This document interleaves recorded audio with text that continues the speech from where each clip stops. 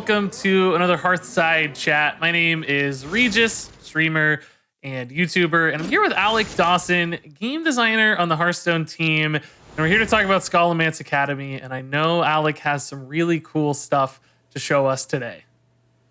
How you doing, Regis? I'm super stoked, to be talking with you and me talking about Scholomance Academy. There's a ton of cool new things in there. We have dual class, spell burst, the study cycle, but there's something we haven't talked about just yet. It's one of my favorite things in the set, and it's our specific mechanic for warlocks and demon hunters called soul fragments. Yeah, I'm really excited for you to tell us about soul fragments, Alec. Why don't you break down exactly what a soul fragment is for all of us? All right, well, I think the best way to do that is actually to show the first card here. So we have Spirit Jailer. 1 mana, 1/3, battle cry, shuffle 2 soul fragments into your deck. You're probably wondering what a soul fragment is. Well, they are non-collectible cards that you shuffle into your deck, and when you draw them, they heal your hero for 2 and draw a card. Yeah, giving some healing to classes that historically have used their health as a resource a lot. Demon hunters attacking into minions, warlocks are life tapping, so giving them a reliable way to regain some of that life. That's pretty fantastic. Now, I know there's not only one dual class card, so could you show us another one?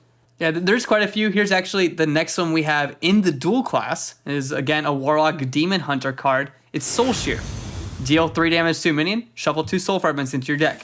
If you are doing this thing, you're relying on having these cards in your deck, we want you to be able to have multiple ways to shuffle soul fragments into your deck. And hey, 2 mana, deal 3 damage to a minion, not too bad. Yeah, and they're low cost, so you're getting them out early in game, so you can draw that healing a little bit sooner. That's pretty nice. And like 2 mana, deal 3 damage. Alec, that's like such a reliable tool for so many different classes in that Frostbolt mold. I think that's going to be great for both Demon Hunter and Warlock. Now, I'm really excited to see this next card. It's a Demon Hunter specific one. Why don't you tell us about it? Yeah, it's Marrow Slicer. It's a 4 mana, 4/2 weapon with the battle cry, shuffle 2 soul fragments into your deck. Now, Demon Hunters like using their face quite a bit. It's a pretty good weapon. It's also going to help because you get some healing later on. If you are a Demon Hunter using your face over and over again, you're going to want some soul fragments in your deck. Yeah, Demon Hunters in face are indeed a match made in heaven. And yeah, 4 mana, 4/2 weapon is fantastic. True silver champion, but for Demon Hunter, I think this is a really, really cool card. So that's a Demon Hunter card. That means you've got a Warlock card for us too. Yeah, on the flip side of that, Warlock gets a small AoE in School Spirits. Deal 2 damage to all minions, shuffle 2 soul fragments into your deck.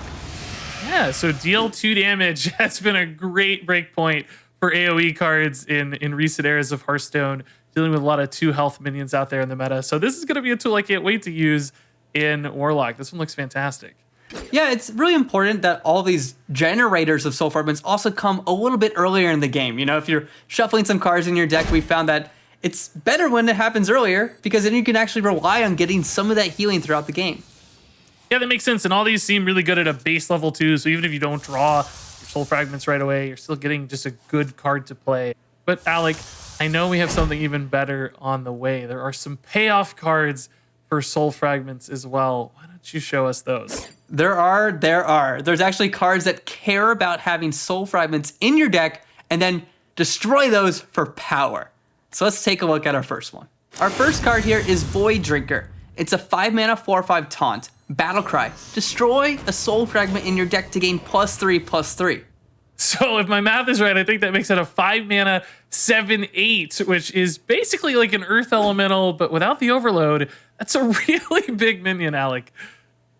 It is huge. You have to play those soul fragment cards. You have to have them inside your deck. You have to play them, before turn 5 and not draw all your soul fragments by that point. But if you do get to, it is definitely a big minion.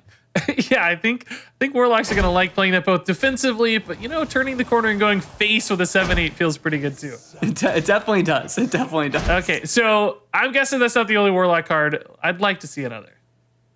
Yeah, there's actually 2 soul fragment pieces in both classes. So here you're going to have Shadowlight Scholar. It's a 3 mana, 3/4. Battle cry, destroy a soul fragment in your deck to deal 3 damage. And notably, it looks like that 3 damage can go face. I have a feeling that's not an accident.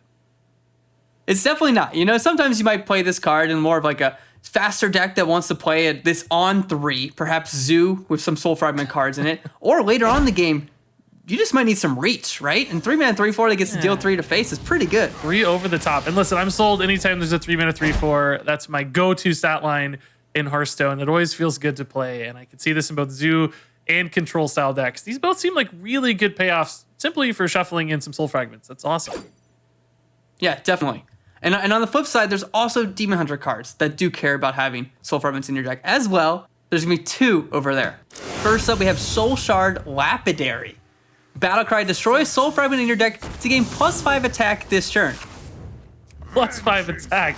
We know Demon Hunters love having a lot of attack. Plus a 5/5 body attached to it. That seems pretty cool. Yeah, it comes right after Marrow Slicer. So you play Marrow Slicer on 4, you play this on 5. It also combos well Warglaze Vasanov. I think that one's definitely a potential combo. There's some crazy stuff you can do here. Yeah, 8 attack with Warglaves is crazy. 9 attack with Marrow Slicer on curve is a natural follow-up.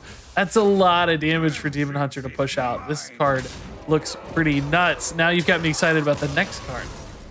Yeah, the next one is a little bit of a different direction, you know? Soul Shard Lapidary, Demon Hunter's hitting face, they like to do that all the time. This one's gonna fit more into your control style Demon Hunter. It's Shard Shatter Mystic. Battlecry, destroy a Soul Fragment in your deck to deal 3 damage to all other minions. Yeah, so we're moving over to an AoE instead of all about that aggression and face pressure. And you teased control style Demon Hunter. That's something I've been trying to make work. I'm really excited to see it move into that slower direction, and it feels like a card like this could support that really well. Yeah, definitely. And it's a really strong AoE. You don't always even play it on 3. Sometimes you hold on to it, but you can't hold on too long because then you might actually draw your Soul Fragment. Yeah, you don't want to run out of Soul Fragments before playing this. It seems like it could backfire big time, but I like that drama. That adds some suspense to the game. That should be really fun. Now that we've seen all of the Soul Fragment cards, I'd just like to ask you some questions about design insights and particularly how you think these are going to make their way into the Hearthstone meta and make an impact on the game. Yeah, so one thing we like to view these as is a package. We think they're quite versatile, actually. You know, the Soul Fragment cards, the generators, and the cards that get the payoff off of them. If you look at Demon Hunter, maybe it's a tempo-styled shell, and then you can slot these in, or maybe something more control to take advantage of Shard Shatter Mystic. And then on the other side, there's Warlock. My favorite deck for Soul Fragments is definitely Quest Warlock. You know, you really care about healing, you like getting extra card draw triggers there. It's really important, and I think that's a great fit for it. Yeah, Quest Warlock, I'm seeing it coming together. You like drawing cards, you're getting Soul Fragments. Pretty nice. You also said control Demon Hunter, something I've been looking forward to. I bet it's really aggressive tempo Demon Hunter. I want to slow things down, see how Demon Hunter can play a little bit slower. Now, that said, do you envision anyone breaking up the package? Because for Demon Hunter in particular, I think they have one card that's more aggressively focused, dealing 5 damage extra, and they've got the AoE card that's a little bit slower, more control focused. Or do you think people pretty much have to run every Soul Fragment card? I think you get to a certain point in your deck building process where you're like, hey, I have all these generators in. I may as well include these strong payoff cards because they may come in handy. You know, your Demon Hunter might not always need to be having an AoE, but that situation may arise, right? Where Mystic comes in and actually is like, wow, this is a really good card for me. And at the same time, like, the generators by themselves, I don't think you'd always just run generators. You know, there's small healing there. It could be good later on, but you get a lot of the power from those payoff cards. Yeah, that makes sense. If you've got good cards that already fit into your game plan, like, just run the good cards. Good cards are good. Good cards get played. That said, that was a resource to manage back then. I think it's really cool how this is introducing another resource into Hearthstone today. And we've always had health as a resource, and certainly cards and mana and all these things you have to manage. I think it's cool to see another resource to consider and make your decisions based on that. Seems like that's going to introduce some really skillful play. Yeah, it's something. You know, we like doing this thing whenever it matches up for what our mechanical goals are, what our flavor goals are. I think with Weebrins and Paladin and Ashes of Outland, that was something that was a new card type. You know, it's a spell, but it's still a new sort of card style for Paladin. And this is what Soul Fragments are in Skullman's Academy for Warlocks and Demon Hunters. Yeah, I like seeing these packages that really feel flavorful for the class. Certainly Librams hit there. It feels like Soul Fragments are going to do the same. Really excited to see what you guys have in store for the future on that as well. I hope we see more of this. I think it's a very cool mechanic. So, Alec, that wraps it up for my questions. You've provided some really great insights here. Yeah, Regis, I actually have one more thing, though. there's actually another soul fragment card that we still haven't talked about. So there's a legendary minion in Warlock and Demon Hunter. Her name is Sociologist Militia. She's a 7-mana 5/5 battle cry. For each soul fragment in your deck, summon a 3/3 soul with Rush. Are you kidding me? Is this real right now? Yeah. Are you trolling me? Yeah, it is real. Summon a 3/3 with Rush for each soul fragment? Yes. No way. So what do you think about that? That sounds crazy. Okay, I legit did not know this was a real card. Sociologist Militia. First off, that's a great name. That's a fantastic Thank you. And it's a legendary. It's a gigantic payoff card. Dual class legendary. It's summoning 3/3 souls with Rush. That's fantastic. Feels like it's gonna be an amazing board clear. It's so cool. So I do notice one distinct difference though. It doesn't destroy the soul fragments. It's just using the number of them. That's different.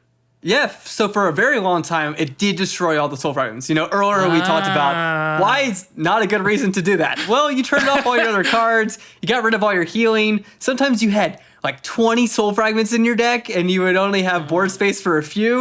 So this one, you know, allows you to keep that healing in there, keep your other cards turned on. It plays a lot better. You're sneaky. You teased that.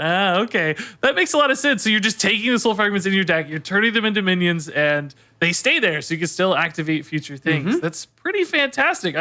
This caps everything off. That's so amazing.